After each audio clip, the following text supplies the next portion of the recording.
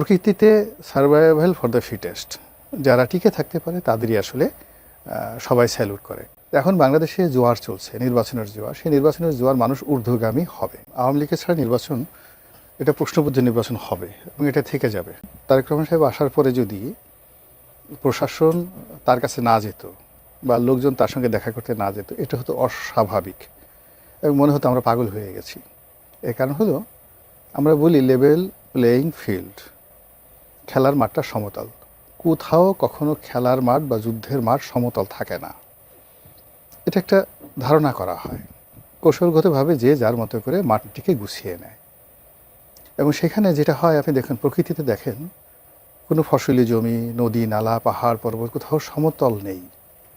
তো এই যে আমাদের যে ভূমির ল্যান্ডস্কেপিং আছে বা সমুদ্রের ল্যান্ডস্কেপিং আছে, সেখানে নিচু জায়গায় যখন অধোগামী হয়, ভাটার টান আসে, তখন মানুষ নিচে আসে, পালানোর জন্য হয়। আর যখন মানুষ আবেগ চলে আসে, জোয়ার চলে আসে, তখন মানুষ ঊর্ধ্বগামী হয়। এখন বাংলাদেশে জোয়ার চলছে, নির্বাচনের জোয়ার। সেই নির্বাচনের জোয়ার মানুষ ঊর্ধ্বগামী হবে। তারেক রহমান সাহেব আসার আগে এই জোয়ারটি ছিল জামাতমুখী।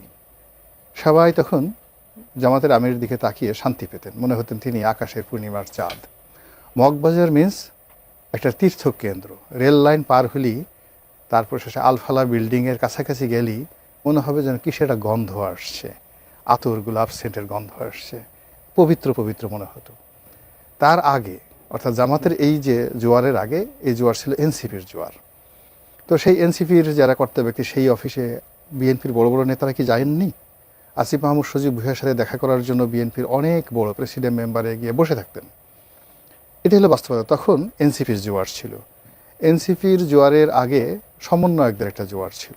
কোনো মতে একটু সমন্বয়কদের নাম লেখাতে পারলে তার যে কি দাপট, উপজেলা অফিস থেকে শুরু করে জেলা অফিস, ভূমি অফিস, চট্টগ্রাম বন্দর, বিভিন্ন কাস্টমস হাউস, সব জায়গাতেই কিন্তু এই সমন্বয়কদের একটা গ্রুপ তারা সেখানে ছিল।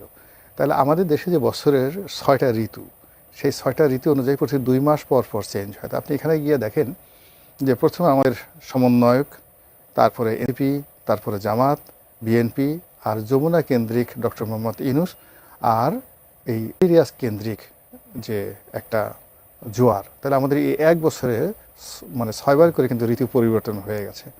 এটাই স্বাভাবিক। এখন বাস্তবতা হলো কি, প্রকৃতিতে সার্ভাইভাল ফর দ্য ফিটেস্ট, যারা টিকে থাকতে পারে তাদেরই আসলে সবাই স্যালুট করে। এখন গত এক বছরের যে ধারাপতন, বর্ষা গেল, গ্রীষ্ম গেল, শরৎ গেল, হেমন্ত গেল, আবার বসন্ত এলো। এখন এই নির্বাচনের সময় যে প্রকৃতির যে বসন্তটা, এটা প্রকৃতির ইচ্ছায় বিএনপির কপালে জুটে গেছে, অথবা বিএনপি ক্যালকুলেশন করে এই সময়টিকে তাদের পক্ষে নিয়ে এসেছে। এখন তারেক রহমান সাহেব আসছে। আমরা যারা বাংলাদেশের টকশো করি, আমি আরও 2-3 মাস আগেও বলেছি যে তারেক রহমান সাহেব যখন আসবেন তখন বাংলাদেশ অস্থির হয়ে যাবে। কোনো মানুষ যমুনার গুরুত্ব থাকবে না, জামাতের খোঁজ খবর থাকবে না, সব কিছু তারেক রহমান কেন্দ্রিক হয়ে যাবে। তারেক রহমান সাহেব যেটা বলবেন ওটাই আইন হবে। তিনি হাসলে সারা বাংলাদেশ হাসবে, তিনি যদি কাঁদেন সারা বাংলাদেশ কাঁদতে কাঁদতে অস্থির হয়ে যাবে।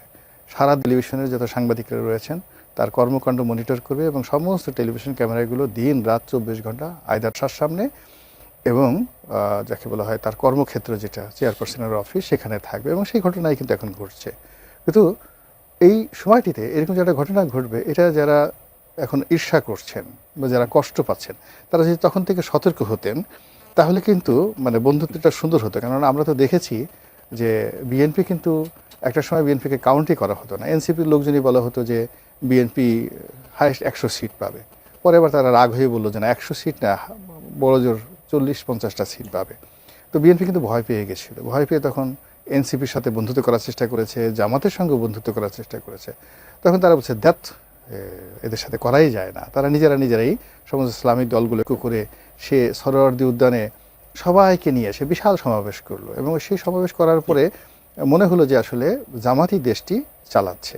এখন বিগের চাকা বিএনপির দিকে চলে আসছে। এই জন্য মানে দুঃখ করার কিছু নাই, নতুন করে আবার তারা শুরু করতে পারে এবং এটাই বাস্তবতা। তাদের মধ্যে অস্বাভাবিক কিছু নেই। আওয়ামী লীগের ছাড়া নির্বাচন, এটা প্রশ্নবুদ্ধ নির্বাচন হবে এবং এটা থেকে যাবে।